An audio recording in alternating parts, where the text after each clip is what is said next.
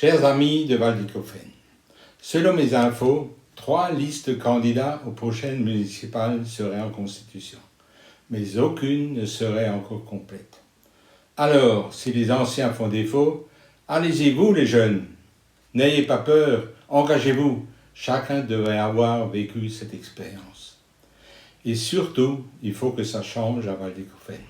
Juste 2 exemples récents dans le domaine des voiries que j'aborde cette semaine.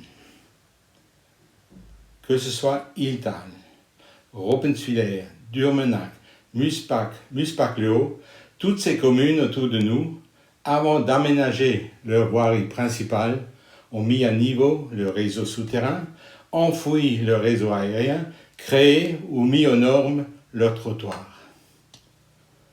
Quel est le seul maire qui a mis la charrue avant les bœufs?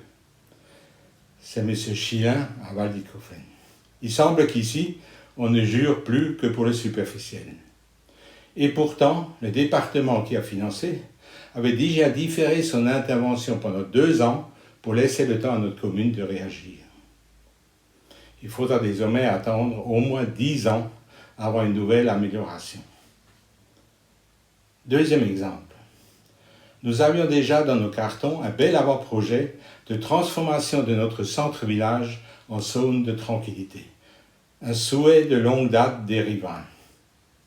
Dans ce projet, les véhicules en transit étaient dirigés vers la rue de la Poste. Option totalement ignorée par M. Chilin pour réaménager en toute urgence, 3 mois avant les municipales, la place devant la mairie. Une place d'ailleurs inaugurée 2 fois, avec double article dans la presse locale, s'il vous plaît.